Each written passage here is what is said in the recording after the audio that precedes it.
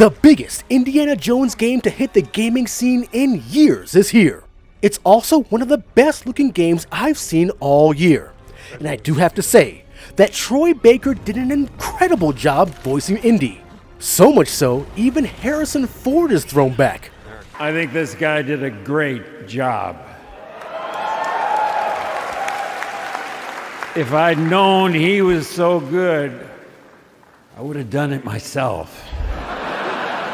So as well made as this game is with its amazing graphics, I tested the game on both the GeForce Now Ultimate tier and Boosteroid Ultra, both at 4K. Can these platforms handle the treasures Indy risks his life for, or will they die in a pit of deadly snakes? Snakes. Why did it have to be snakes? Alright, just a snake. One thing's for sure, Indy is gonna learn what it's gonna be like to be a cloud warrior today. This was Forrestal's favorite. Forrestal's my type of guy. Forrestal. Or maybe not. You said he was very good. He was. Just not good enough. So are you ready to hit the trail? Let's crack that whip and start our adventure. Now I've been holding off on this because I've been waiting for Boosteroid to add the Xbox Game Pass version. A man of Indy's stature can only wait but for so long. They launched it yesterday, after I started the game again on Steam, since I do have a Steam key thanks to Boosteroid, but now I don't need it. Relax. Okay then, Dr. Jones. I guess we'll start with GeForce Now then. Now this game is actually sponsored by Nvidia, as you'll see in the game intro. It's also apparent in the graphics settings, which I'll get into a bit later. So with the GeForce Now graphics settings, first I did have to change this to 4K manually. Overall, graphics settings are set to Ultra. By default, ray tracing is off. I will test the game without ray tracing first. DLSS including frame generation was also off. What was really cool though, was that this game supports really extensive performance metrics. Now all we really need is the medium performance setting. So let's see how things run. So the first thing I notice is that we're not hitting anything near 100 FPS. Now things do look good, and if you're okay with this, then you don't have to change a thing. But if you're looking for frames hitting 120, you're going to need to change the DLSS to either auto or balanced, and turn frame generation on. This got me frames over 120 pretty easily, even on ultra settings. Whether in the jungle setting or in an area with a lot more NPCs, these settings will get you a solid frame rate over 120, and you didn't even have to sacrifice graphics quality. Unless you count DLSS as sacrificing quality. Then I might have to hit you over the head as hard as I hit this guy. Take your distance, pal. So what about ray tracing? Well, I tested full ray tracing in the Vatican Garden because of all the shadows from the sunlight. Now performance took quite the dive and lowered my frames down to the 80-90 range, and to me this was fully acceptable. Now I know you ray tracing diehards are gonna kill me, but I didn't notice too much of a difference, to be honest.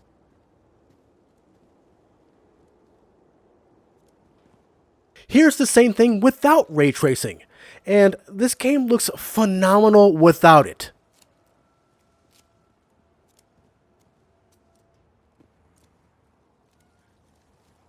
I was also very impressed going through the rest of the Vatican without it, but if you're a ray tracing guy, feel free. Overall, gameplay and visuals on the GeForce Now Ultimate tier are top notch. I actually didn't think I'd be enjoying this game as much as I am. So if you're looking for a really awesome way to play the game with ultra settings and ray tracing on if you choose so, this is it. That'll do it. So what about the GeForce Now competitor Boosteroid? Boosteroid's Ultra tier will provide you very similar graphics and gameplay that rivals the GeForce Now Ultimate tier at a lower price. Right now, it's under $10 a month. Fantastic! Link in the description to get signed up. Now saying this, there are some caveats to this though. especially on this game. Remember when I said that Nvidia is a sponsor on this game? Well, this is also represented in the graphics settings. Let me show you. As you may know, Boosteroid is running purely AMD hardware, an AMD processor, and an AMD GPU, all high-end. Sure, the settings have us set to Ultra, just like the GeForce Now Ultimate here. But here's the problem. This game does not support other scaling technologies like AMD FSR, and this includes AMD frame generation. So getting to 120 FPS on Ultra settings is nearly impossible at 4K. On top of this, there are no ray tracing settings. None. Oops, wrong movie. Anyway, on with the performance. With the default settings, I get around 60 to 100 FPS. Let me explain.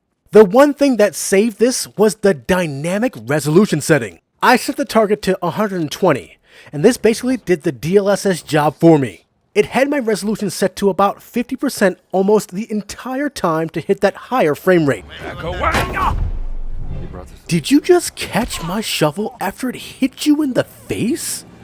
No. You don't get to catch my stuff and use it against me. Take that. Get diddied. Ooh, sorry, Shaq. That's a bad look. Now, don't get me wrong. Both platforms look great. Cutscenes are capped at 60 so we can compare equally. I have no problem playing this game on any of these platforms, but GeForce Now has the edge here for an unequal graphics technology advantage. Hopefully AMD FSR will be added to the game so things can be more evenly yoked. Now, if you don't agree with my statements here, I'll have you know I studied under Forrestal.